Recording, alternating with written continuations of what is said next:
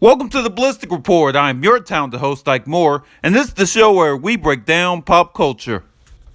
Not only am I coming to you guys on a Monday, but we are going to recap the 2016 Oscars. Overall, I have to say it was a decent show, not as boring as the Grammys were a few weeks ago. And I can happily say that a lot of my predictions actually came true. So without further ado, let's get started, shall we?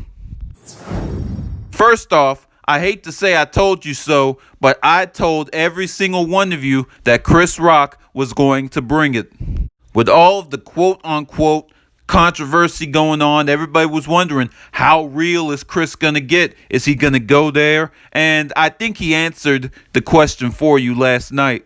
I'm pretty sure I said this before, but the thing about Chris Rock is he never cared what anyone thought. He always spoke his mind, and he didn't care what you had to say about it.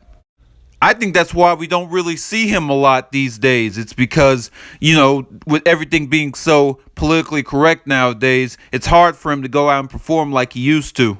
But when he does go out there and perform, you can guarantee you're going to get your money's worth. I think my favorite joke of his monologue, and please believe it was a hard time for me to pick a favorite joke, but my favorite one was when he was talking about how Jada Pinkett Smith boycotted the Oscars, and he said that's the equivalent of him boycotting Rihanna's panties. He wasn't invited anyway. But it wasn't just the monologue. This man had fun throughout the entire show. He helped sell his daughter's Girl Scout cookies. I thought that was a very clever bit. I mean, you are in a room with all these rich, famous people for like 3 hours. Why not make some money off of them? I also liked the bit where he went to a movie theater to talk to some African Americans about the Best Picture nominations. And I'm not going to say names, but this is very accurate to some people I know in my personal life when it comes to how we both see movies. And I'm sure there were other bits that I forgot to bring up, but please believe this man knew what he was doing. I also liked the little shout out he did to the BET Awards at the end of the show, which that reminded me, with all this talk about African Americans not getting their own award shows, I felt like BET was feeling some type of way. Like, we spend millions of dollars on this show every summer, but you guys won't recognize us as a reliable award show to count on. I don't know. Great job by Chris Rock, though, and hopefully he'll be asked to do it again. I'm all for it.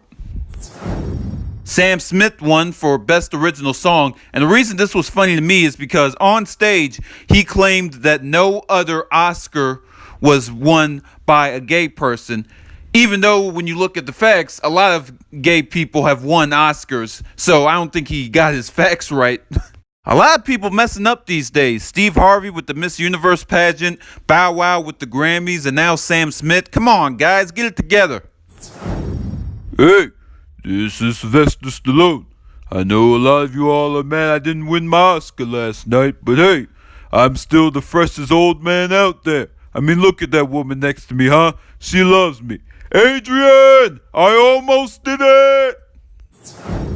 Probably the biggest moment of them all was another moment that I predicted, Leonardo DiCaprio finally winning the Oscar for Best Actor.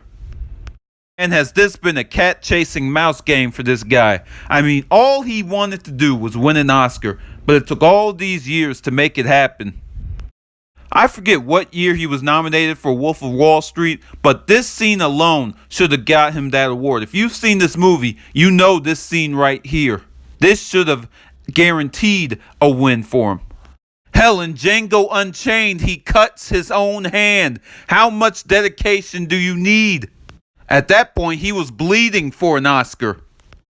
But heck, good job for him finally winning, and it's proof that if you're patient enough, good things will happen to you. And that will do it for another edition of the Ballistic Report. I hope you guys enjoyed it. Remember, all of my social media outlets are in the description box below. And if you're new here, click that subscribe button. Until next week, I've been your talented host, Ike Moore, reminding you it's okay to be ballistic as long as it's done responsibly. Take care, guys.